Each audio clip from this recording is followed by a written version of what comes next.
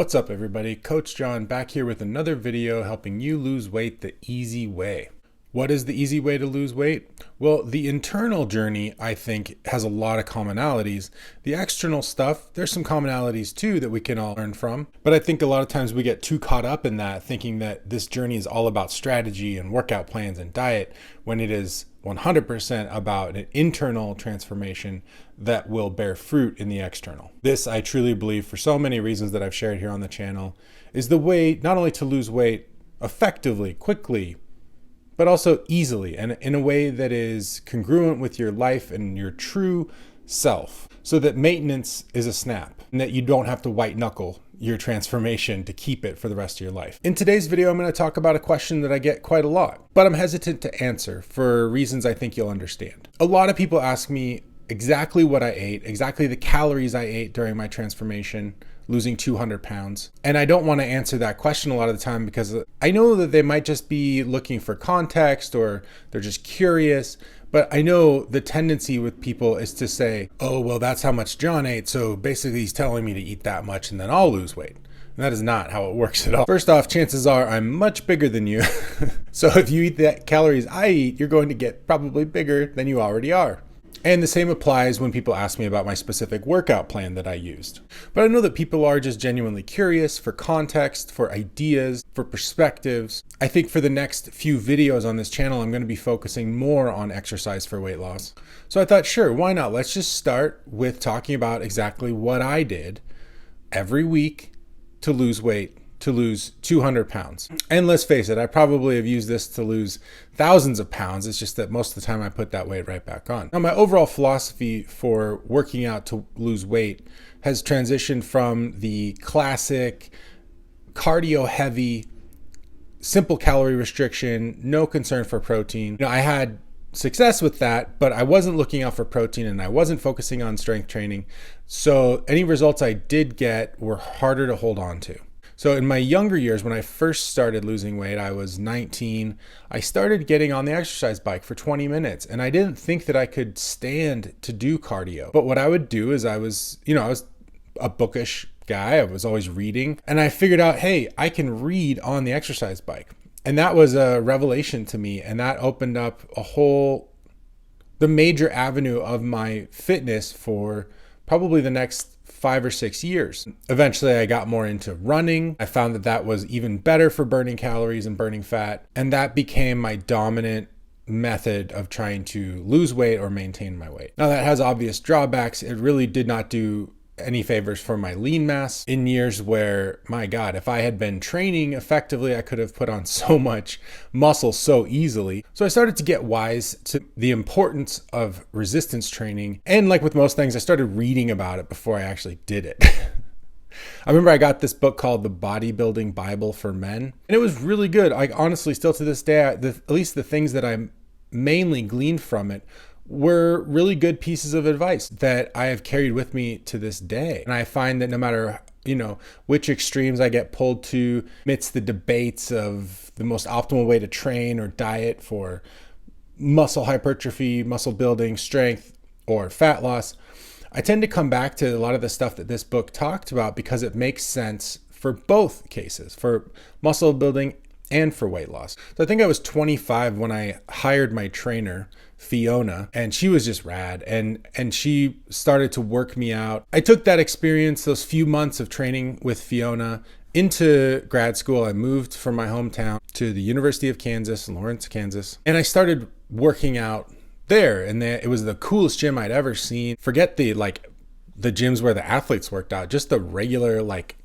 gym where the students could go was the best gym I had ever set foot in. Between Fiona and the Bodybuilding Bible, I developed this overall strategy around fasted cardio and higher tempo training with not a lot of rest periods, using what are called supersets, where you allow your muscles to rest, but while you're working a different muscle. So for instance, if you're doing a chest exercise, you pair that with a back exercise. And this allows you to switch on and off and keep your overall tempo high and get a lot of work in while allowing one muscle group to rest while you're working another. It's time effective. It's great if you're in the gym to burn calories because it keeps you moving constantly. Is it ideal for hypertrophy? Hypertrophy is muscle building. In some cases, it's great. In other cases, it's maybe less ideal. Maybe with your major movements, people don't usually at the higher levels superset squats or deadlifts with other things. However, it's always been useful and popular to superset some of your accessory movements like arms, shoulders, smaller muscle groups that respond really well to higher volumes and lower rest times. Calves would be one of them. But you absolutely can superset things like body weight squats or lighter weight deadlifts, and people in CrossFit do this all the time. So despite having a better rounded approach to fitness, I still gained weight in grad school for the reasons we all really gain weight. It's not about how much you know about fitness. It's about what's going on the inside. And on the inside of me, there were some giant, glaring, unbelievably broken things I wouldn't even begin to have a perspective into for many years to come. So while still in grad school, I got up to about 320 pounds, and I'd arrived in grad school at about 240, like a really solid 240, pretty lean. And so I set out to lose all this weight that I had gained, and still with the hopes of getting in the best shape of my life. So I developed a program for myself that was basically one key focus a day, either cardio or weights. And I would do about 30 minutes of cardio. I just, slowly increased the resistance as I got more and more warm, basically just doing the most I could possible in 30 minutes. Later on, this would transition to more of an interval focus, but I'll get into that later. And when I did weights, I would focus on one muscle group per session. I would superset 2 chest exercises, for example, with an ab exercise. So I would do chest press, chest flies, abs, chest press, chest flies, abs, chest press, chest flies, abs, and then I'd switch it up. I would do incline chest press, some other chest movement, sometimes diamond push-ups or something a little more tricep focused, and then superset those inclines, diamonds, abs, inclines, diamonds, abs, inclines, diamonds, abs, and I would do 12 reps of whatever weight was challenging. Sometimes I would fail before reaching my 12 reps, but I would try to avoid hitting an all-out failure, especially if I was hitting that failure early in the session. Because if I was hitting failure early in the session, I basically wasn't even getting warm, and then it would kind of tank the rest of my session. I just wouldn't be able to lift as much in those sets. We're not talking about massive weight because I was in a severe caloric restriction. I was working with higher rep ranges. So I'd do a chest day, cardio, back day, cardio day, shoulder day, cardio day, and then take a day off. You might be asking, well, where's the leg day? I was doing cardio so hard, I was afraid that if I had a hard leg day, because Fiona's leg days would ruin me. And so my conception of what a leg day looked like was kind of debilitating. And it took me a while to get around to the notion that, oh yeah, maybe I can take this a little bit easier on myself. So I didn't have a specific leg strength training day. I was just hoping that my cardio was hard enough that I was stimulating and maintaining leg muscle. Obviously, it wasn't ideal. I'm definitely much happier now, always keeping strength training for my legs in my program. So it was this weekly cycle of chest cardio, back cardio, shoulders cardio, and I would work arms at the end of each session. Like, so if I was doing a chest day, I would do anywhere from 3 to 6 sets of triceps at the end. Back day, I would do biceps, 3 to 6 sets, depending on how much energy I had. And then shoulders, I would sometimes hit a little bit of both triceps and biceps. And really, that wasn't a bad strategy. When I look back and critique this plan, I have lots of things that I kind of squint at. But overall, I was actually putting quite a decent amount of volume on each muscle group, getting 12 sets in per week. And while nobody ever looked at me and accused me of being scrawny, I'm sure I could have had much more impressive muscular development had I not been in so severe caloric restriction while doing these things. For the most part, it built sort of a base of muscle and it developed strength, but it definitely wasn't ideal for building a greater amount of lean mass that could be metabolically active and burn calories for me in maintenance and into the future. However, when I would be done with this style of program, it would be harder for the weight to come back on, meaning I could still put weight back on. And obviously I did after I lost 100 pounds in grad school. I ended up putting that weight back on very quickly because I was mentally very sick. You hear the statistics about weight rebound and how common it is for people to lose a bunch of weight and then put the weight back on. I was that guy. I was the guy who lost 100 pounds and put on 200 in the successive years. One other thing about my workouts is that they were all fasted. So I did all these workouts before I ate breakfast. Now, was that ideal for muscle building? No, but my main goal was to lose weight. And I found that by getting my workouts done first thing in the morning, I was able to basically roll out of bed and hit the gym. And I think that even though fasted workouts have gotten a bad rap and people are eager to point out that they don't burn any more calories, they're not magical, I do think that there are some benefits to it. However, for the most part, I do definitely tell my clients, don't worry about working out fasted. Really, it's a way of leveraging your time and moving your first meal of the day back a little bit, which for me really added up to a lot of factors for success. It just helped me in a number of ways. And it was a great way to start the day. Oh, although, no, I wasn't totally fasted when I was doing my weight workouts because I would take like 1 scoop of protein powder with me to the gym just to kind of have something in my stomach. Later on, I learned that I could work out completely fasted and push things actually quite hard, especially once I learned the power of electrolyte supplementation. I realized I didn't need to have the protein shake if I just had a little bit of salt in my water or some kind of, Gatorade Zero, something like that. So after I put on the 200 pounds, I started working out just by walking. I was 420 pounds when I really, after I got the mental help that I didn't even fully realize that I needed, which is hilariously awful looking back. Yeah, I basically just started with some walking, eating sensibly, and that helped me drop the first 30 pounds or so. Then I hit this long plateau, which I'm still not sure why. Basically, once I started losing weight consistently again, it was by re-implementing this exact same strategy. It had worked before, and so I put it to work again with a little bit different strategy on the diet side, but overall, calories wise, is about the same. I do wish I had gotten a bit more protein, but I think I was getting a pretty good amount considering the calories I was eating, and the higher protein content definitely helped with satiety, even though I was hungry all the time. It helped me preserve muscle mass, even if it wasn't really possible to build it. Although I did get my workouts kind of dialed in to the point where I think I really was building muscle toward the latter stages, especially during when quarantine started. I still had 40 pounds to go.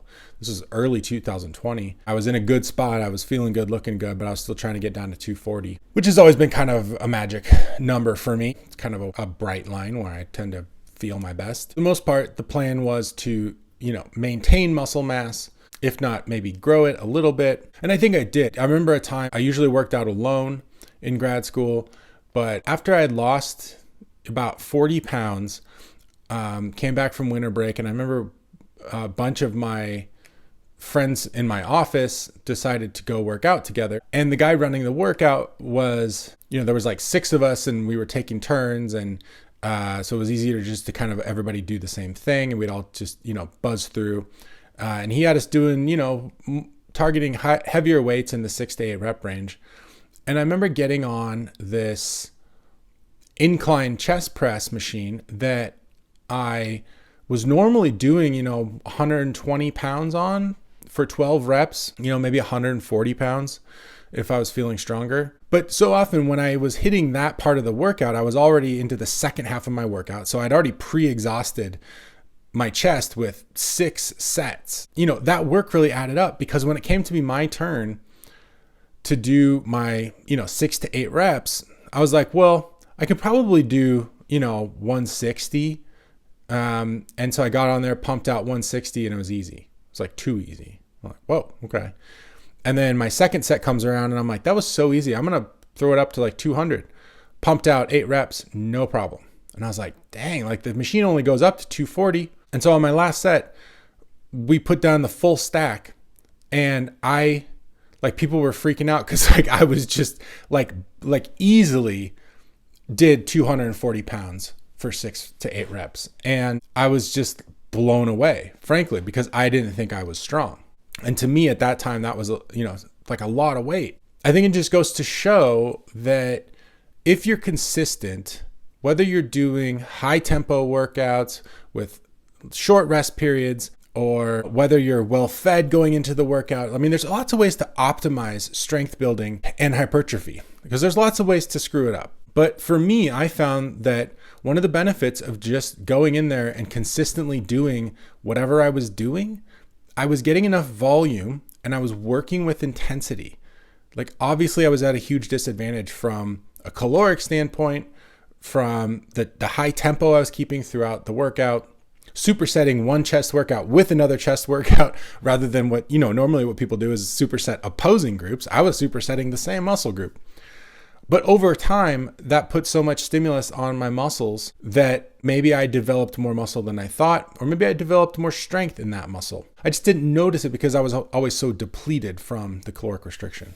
And as I said, on the cardio side, I moved more toward an interval-based workout where I would get on the bike, usually do 5 minutes, nice and steady, warming up.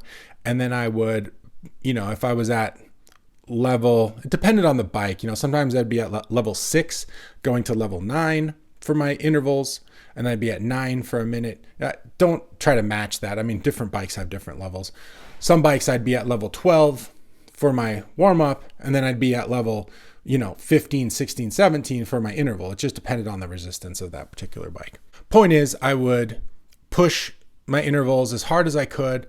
I'd basically do a sprint at higher resistance for, when I was starting out, I'd be more towards like 30, 35 seconds. I'd build that up to a full minute. I'd drop it back down for a minute and repeat that 10 times. So that's 20 minutes of intervals.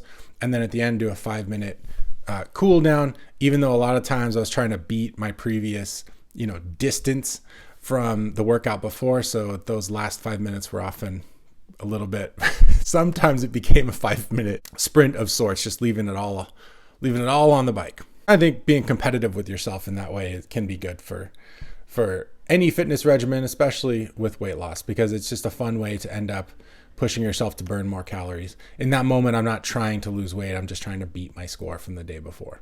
Doing all these things in a very calorie depleted state, it really does give you the opportunity to realize how capable you are without being super well fed all the time. A lot of times I'd be going into these workouts having not eaten since 6 p.m. the night before, and I'd be rolling into my workout at, 8 a.m. the next day. That's 14 hours fasted going into a workout. And you realize that your body has energy to burn. It will find it.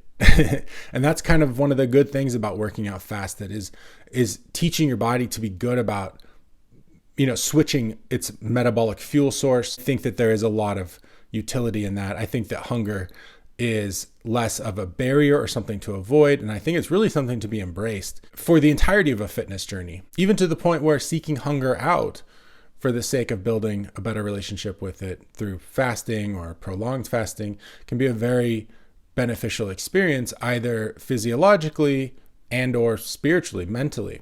Because it really shows you how much in the day you're thinking about food, whether you're on a diet or not. And so many of your emotions, even if you're a fairly well-balanced individual who doesn't have an eating issue per se, you can find through fasting that, oh man, every time I'm uncomfortable or bored or happy or sad, I want to pair that with food somehow. And if you think about it, it makes sense because we are creatures who are built for survival, not necessarily living long, happy lives. And food in so many ways equals survival. So with any emotion, good, bad, in between, food always makes sense in a way to the survival, snake brain. This is kind of a long one, but I hope that gives you a little bit of context for what I did when I was losing 200 pounds. Obviously, that's not what I'm recommending for you. I'm not giving any specific workout advice. I'm just taking you through kind of my own journey. I'm in a fat loss phase right now. I kind of bulked up in 2021 and, had fun during the holiday. I'm always in a process of also finding out what progress looks like for me rather than assigning a certain system that I have to deploy. My goal is always to try to see if I can accomplish my goals by trusting myself more, trusting my instincts more, saying yes to all my positive impulses, not just saying no to the negative ones. And hopefully in that way, continually improving my connection to fitness, building more authentic, impulsive relationships to the things that build me, not just the things that can potentially hurt me. So yeah, I hope this was helpful. I hope this was interesting for you in some way. And if you have questions about what I recommend for my clients nowadays, drop those in the comments below. I will be posting more videos here in the near future on ways you can begin to think about, your cardio efforts, your resistance training. I do feel that they are important to pair together in some way. There are ways to combine them. There's pros and cons for that. And by getting educated on what those are, you'll be able to make the best choice for yourself. And hopefully you'll be able to realize the value in the things you already secretly want to do, and maybe just find out how to tweak them one way or another to get closer to optimal results. We don't have to be optimal. We just have to get where we're going. And that's what a lot of this stuff comes down to. I'm going to stop it there. If you're looking for no cost support, you can go to the Facebook group, Lose Weight with John. If you're looking for one-on-one coaching with me, you can email me at johnoakescoaching@gmail.com. Please subscribe to the channel, throw me a like, comment down below anything for the algorithm. It really helps. Share this content with a friend, tell people about the Facebook group or the YouTube. This stuff really makes a difference, and people really are seeking this stuff out, even if you don't talk to them about it. If you've got a friend that's struggling with their weight, don't keep this a secret. I'm here to help as many people as I can. And if you help me do that, that would be really awesome. Thanks a lot. I'll see you in the next video.